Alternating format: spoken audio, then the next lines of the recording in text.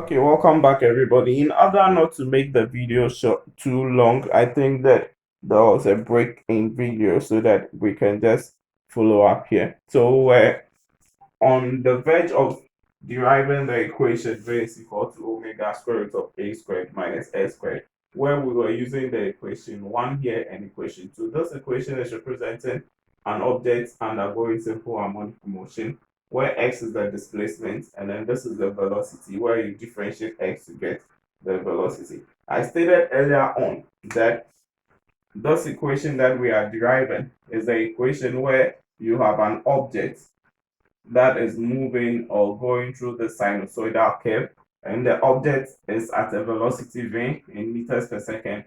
And then, okay, let's just make it x in meters and then time in what? Seconds, so that this becomes the amplitude, the maximum displacement. So let's assume the object is going and gets to a certain point here, x1, or it's going and gets to a certain point here, x2, or any point on the graph which is not the amplitude. So that if a object gets to any point on the graph which is not the amplitude, then you have to pay homage to that point, x, either x1 or x2 or x3, by writing a relation that links both the amplitude and the point at which the object has gotten to. So that is where we got to with using trigonometry. We know that sine squared theta plus cos squared theta is equal to 1, and then we're making cos squared theta. What we are doing here is we are just trying to find a relation for velocity. Okay, we are just trying to find a relation for velocity, which is this relation. So from here, we got to v is equal to omega a square root of 1 minus sine squared omega t plus psi. Please follow up on the previous video so that you can catch up to this, please. So from equation 1, we want to find it. So from equation 1, we can say that x is equal to a sine into brackets omega t plus theta, and therefore x over a is equal to sine omega t plus what? Theta. Okay, so we can find, or we can square this. If we decide to square all of this, then we can also get a relation for x squared and then a squared. Okay, so from equation 1, we are getting this relation. What we want to do is that we want to come and fix that relation into this equation. Okay, so we can say that x squared all over a squared is equal to sine squared omega t plus what?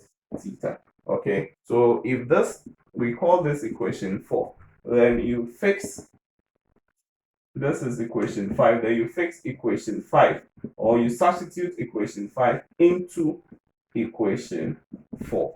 So we are substituting equation 5 into equation 4, where this is our equation 4. So it implies that v becomes equal to omega a multiplying square root of 1 minus x squared all over a squared. So here, if this is 1, then we can say this is a squared, so that this becomes a squared minus x squared. Okay, so we can finally say, or we can say that v is equal to omega a square root of a squared minus s squared all over what? A squared. If you simplify this whole thing, you should get v is equal to omega square root of a squared minus x squared, because this one can come out to become 1 over a, so that it cancels this one out, and then you leave this one in the bracket. Okay, so remember that anytime the amplitude is equal to this point, then it means that a is equal to x. Okay, so if a is 0 and x is 0, then you are going to have the whole thing becoming equal to 0, or whatever value you have. So when this and this are equal to the same, then it means that the v will automatically run out to 0. Okay, let us solve a few questions on simple harmonic motion and see how it looks like.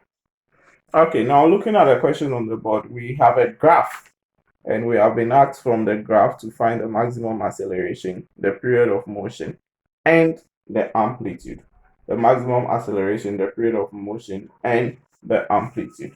Now, the first thing that I want to do is to redraw the graph again. So let me just quickly redraw the graph again this way. And the here, since this is acceleration, which is meters per second squared, and this is time in seconds, then any value that comes here, so I've already said that for an acceleration time graph for simple harmonic motion, the maximum displacement is the acceleration. So here, a maximum from our equation, a maximum without doubt is equal to 20 meters per second squared. Okay, so B.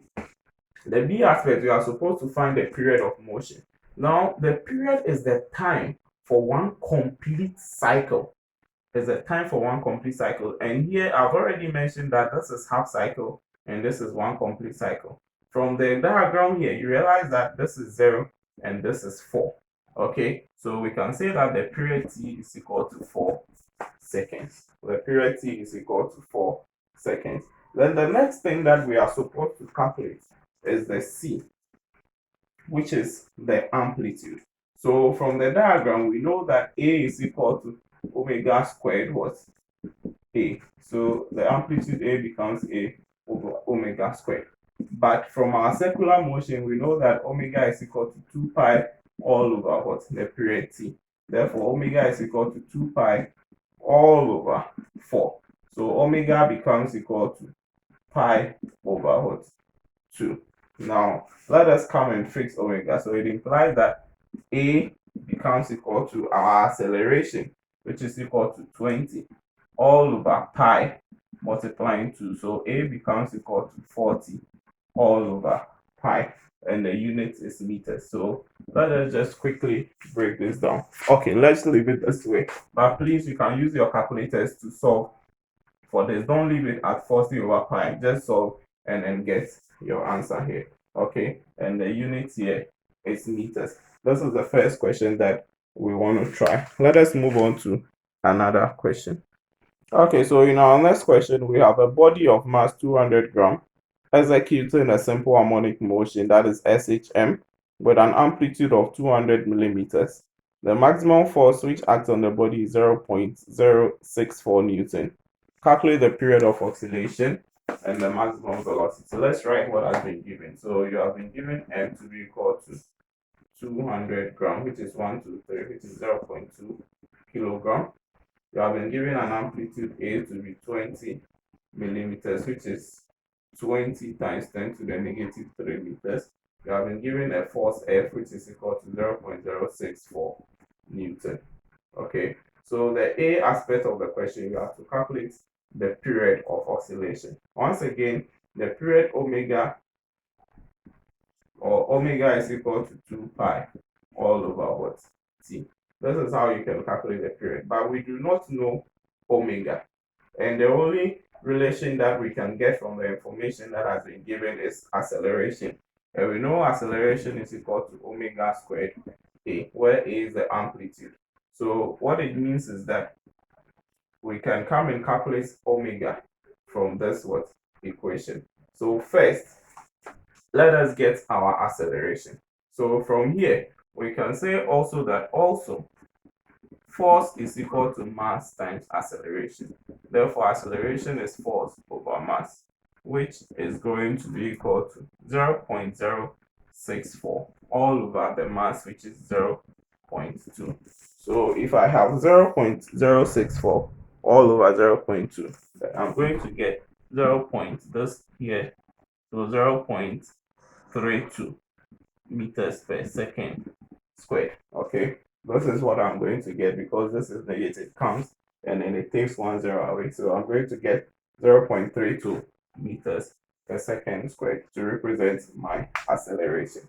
Okay, so I can say that 0.32 is equal to, this is omega squared. So let me just make it 4 pi squared over T multiplying what? A.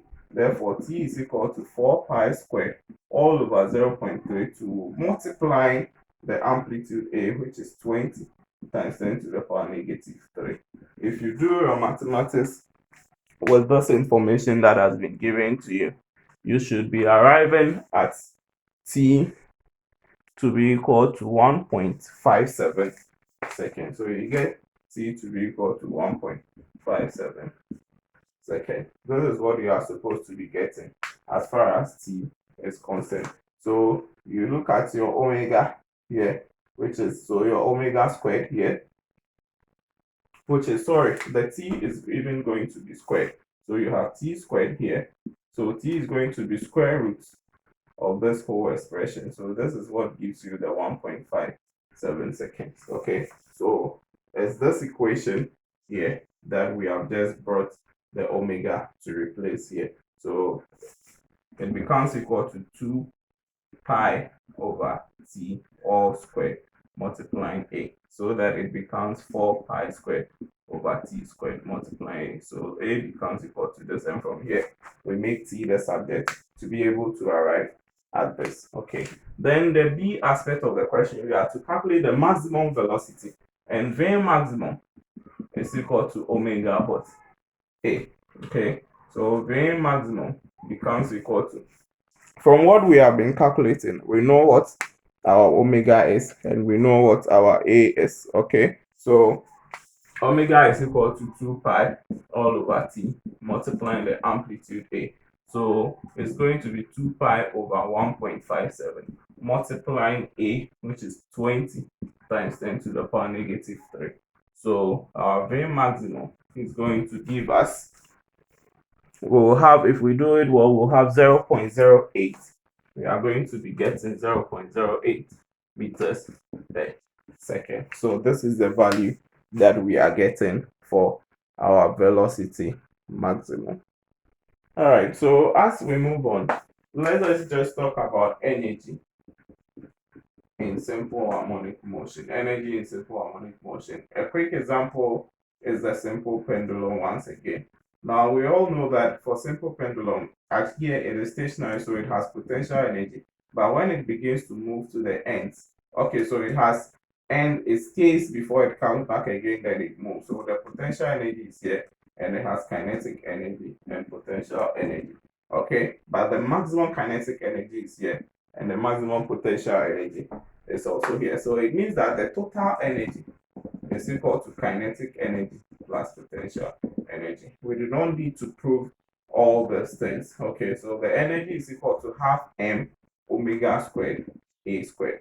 This is the equation for energy in simple harmonic motion. Half m omega squared a squared. Then also the period t for this setup is 2 pi multiplying square root of L over J. There are other equations for the period. You can have t is equal to 2 pi multiplying square root of x all over k. There is a relation between x and k where k is a constant and then x is the displacement. Okay, so this is also another equation, but let us just stick to this one equation. Please kindly look out for the other equations for the period for simple harmonic motion. There are a few equations for that. Okay, we have x over k. Sometimes this is a spring constant. So in situations where you have movement or oscillations for springs, then you have this. Okay, so depending on what you get in the string, sometimes there can be two strings attached, and the k can be k1 plus k2, or it can be k1 k2 all over k1 plus k2, so that this whole thing stands here, depending on if you have two or more strings either connected in parallel or connected in series. Let us try another question also and see.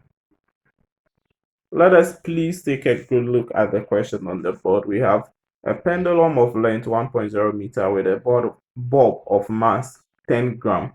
It swings through an angle of 20 degrees from the mean position. Assuming the motion is simple harmonic, calculate the maximum speed. Now, we know that V maximum is equal to omega A. Okay, from the question, we don't know omega, we don't know A. Okay, but first, what I would like to do is for us to draw our diagram. Okay, now this is our length. So this is our length here, which is 1.0 meter. Then the angle here is 20 degrees. Okay, good. Now here, this is representing our maximum displacement. The distance here, x, is equal to our maximum displacement. A. Remember in our previous lecture, we talked about the fact that when the object moves to this point, this is the maximum point that is at rate because of gravity. So as gravity is constantly coming down, when the object goes this way, it comes back and it reduces. So the length does not increase, but the length rather reduces up to the point where the object finally settles at its mean what position. Okay, so this is our A. So from this diagram, we can say that sine 20 degrees so is equal to A all over 1.0, so that A becomes 1.0 multiplying sine of 20 degrees. So this is how we can find our amplitude. So 1.0 multiplying sine of 20 degrees, you should be getting 0.342. So you can get 0.342 and the unit is meters. Okay, now that we have our amplitude, we need to find omega. We also know that T is equal to 2 pi square root of L over J. Okay, but omega is equal to 2 pi all over T. Okay, so from this relation here, we can say that T over 2 pi is equal to L over J square root. So that if omega counts, look at here, this is T over 2 pi and omega is 2 pi over T. So we can say that 1 over omega is equal to L over J square root. Therefore, omega is equal to square root of J all over L. So omega can be equal to square root of J is gravity 10 and L is equal to 1. So omega becomes square root of 10. So this is the value that we can get for our omega. So if we get omega to be equal to square root of 10, then it implies that our V maximum, that is our maximum velocity, becomes equal to omega A, which is equal to square root of 10. Multiplying our A is 0.342 meters. So 0.342 multiplying square root of 10 is going to give you 1 point. You have 1.08 meters per second. That is what our calculator is giving to us. So our maximum velocity becomes equal to 1.08 meters. So one thing about simple harmonic motion is that please, you will have to do a lot of derivations in terms of equations. And most importantly, you have to draw a diagram for your questions. Then you write what you are looking for in terms of the equation. Then you derive or you look for the other quantities or the other variables that will help you solve the equation. Please follow us, subscribe to our channel. We are going to bring you more and more topics. Actually, simple harmonic motion and circular motion are helping us so that we move towards the wave aspect. You see, simple harmonic motion, circular motion has a certain connection as far as wave motion is concerned due to the equations and the graph in it. And then I think that as we move on to, we can look at other topics that can help us. Thank you very much and have a good day.